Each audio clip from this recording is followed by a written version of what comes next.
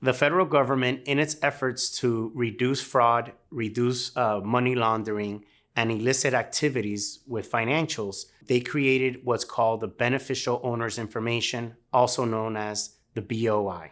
The BOI requires certain organizations, such as community associations, to report who are the owners or who are the members of this organization. While it may seem complicated, in today's video, we're going to talk about what's the information that you have to provide, how often do you need to do it, and when does it need to be updated.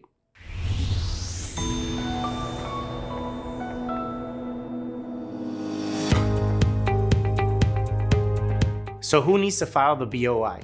Here, I recommend that you contact your community association attorney to see if your association falls within the parameters of the requirements to file the BOI. If you do fall within those requirements, the information that you'll need to provide is your full name as a board member, your resident address, your date of birth, and then a copy of a driver's license.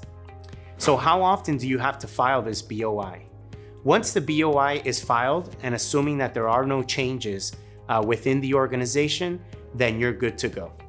However, if there are any changes, for instance, a change in the board of directors or a whole complete change of the board of directors, you will need to file that information again. And again, the information that will be needed is the full name, resident address, the date of birth, as well as the driver's license. It's very important to note that the deadline in order to provide this information is December 31st of 2024. If you don't comply by that date, the federal government could fine you up to $10,000. So it's very important that as a board member, you understand that this is a big responsibility that your association has. It's also important to note that once you've already initially filed it, if there's ever any changes, you have 30 days to file such changes with the federal government.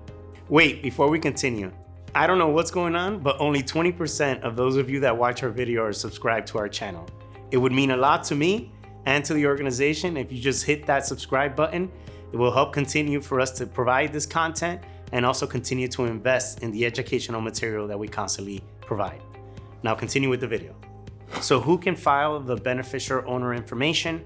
The board of directors can file it on their own. However, do keep in mind that you have the administrative responsibility of doing it for every single board member. Also remember that you're dealing with sensitive information such as driver's license, resident address, date of birth, and so forth. As a management company, there's systems that we're using in order to make that process much more efficient and ensure that it's compliant with all the other laws that exist. However, there will be a fee for the administrative process of that. And additionally, you can also reach out to your association accountant or attorney who will most likely charge a fee for that as well. So there are different options.